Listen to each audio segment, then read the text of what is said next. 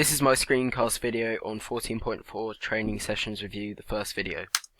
So in this screencast I'm going to talk about my training program where I looked at the screening, the motives, the barriers, the targets, the ability, the likes and dislikes of my clients, and the testing of my clients' ability and physicality. I'm also going to look at reviewing the session with justification in terms of sports and fit. I will explain why and explain the positive and negatives of these as well. Okay, so going on to the main bits, so the screening and ability. So with the screening, this was done by a PARQ. I designed the questions to cover things like any health problems. The questions were also based to help design a session for me to run.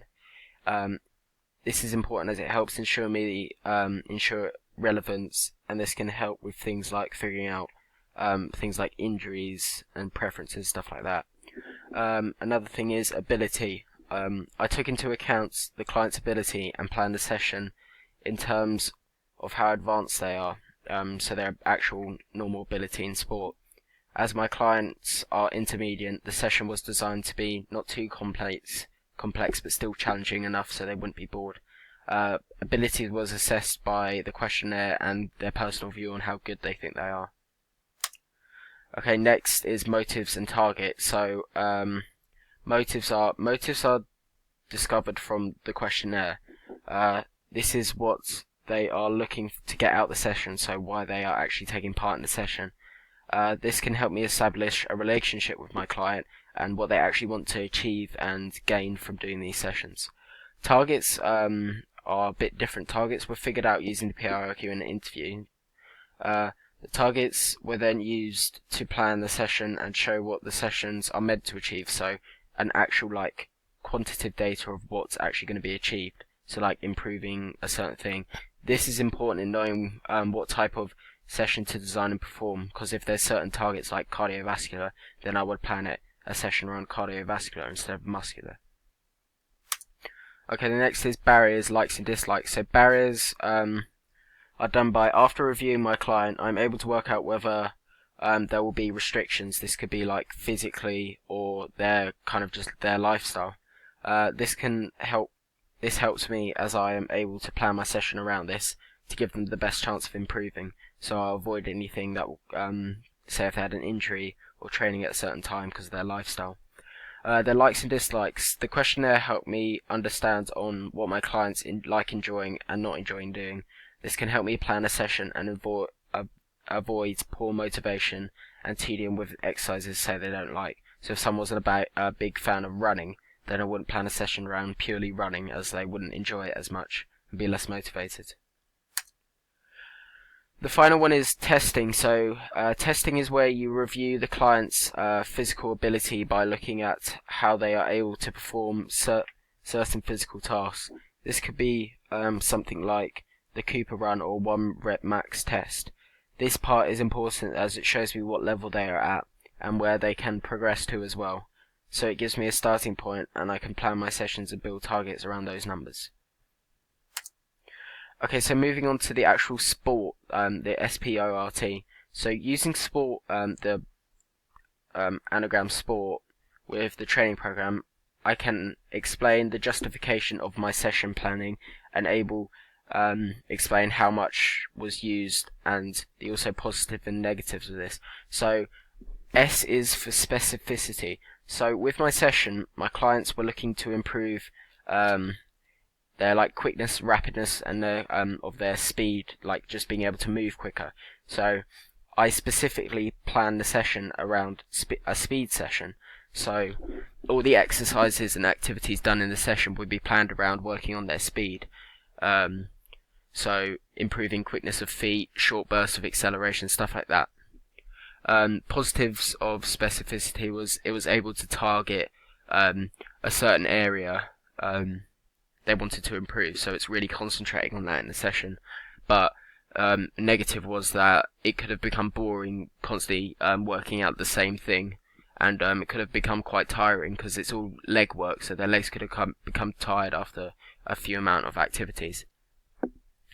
Okay, with progression, I plan my session to progress as it went on. So this could be done by you do a certain circuit with the running, and then you could progress this by adding in extra things, doing extra turns, extra runs, extra sprints.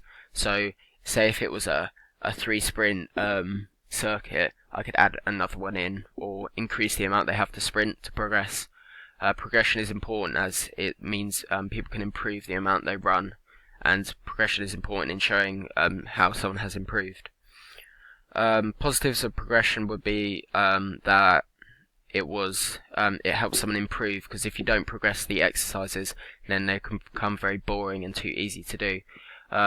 Negatives can be you can't always progress certain exercises; they can reach their limit of how much you can progress it, so it's quite hard to work around that.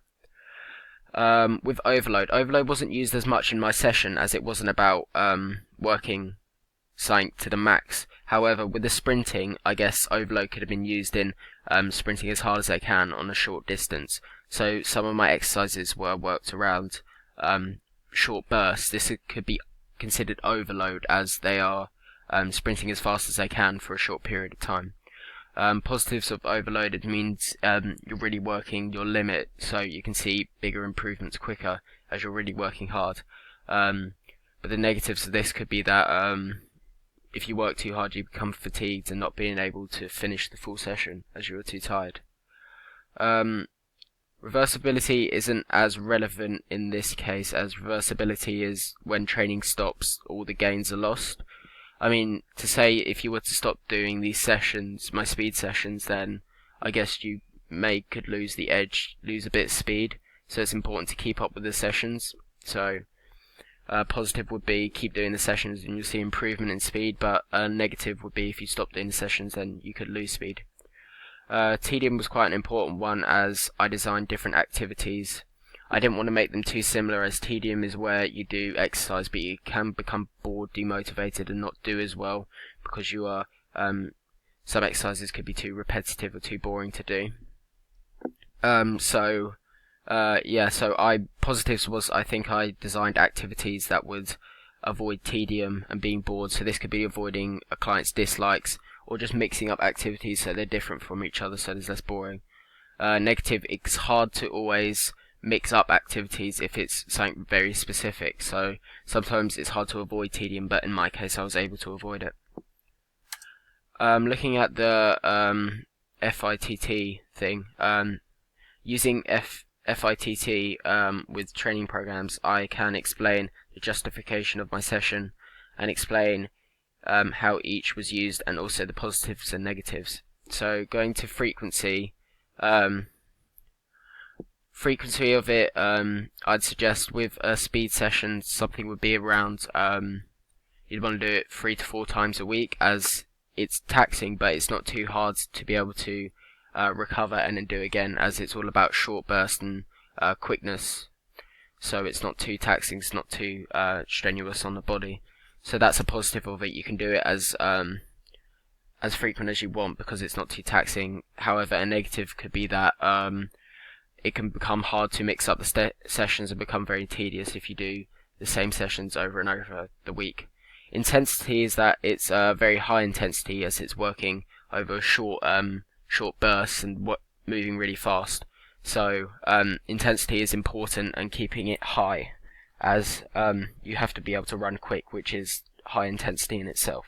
So that's a positive, that it's high intensity, so it'll be less work rate, so you can see improvements quicker. A negative could be it's hard to always constantly keep a high intensity, especially when you're fatiguing by the end.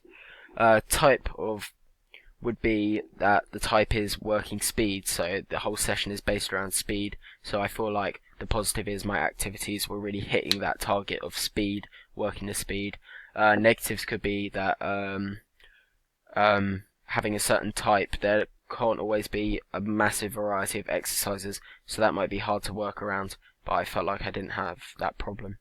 Time would be, because it's very high intensity, it will be a short duration of exercise, so I said around my session would be around half an hour, that's including warm-up, cool-down and activities. I felt I kept the time well. It was I felt like I planned the time well, around half an hour, and that's a positive for me, as I was able to keep the session around that time.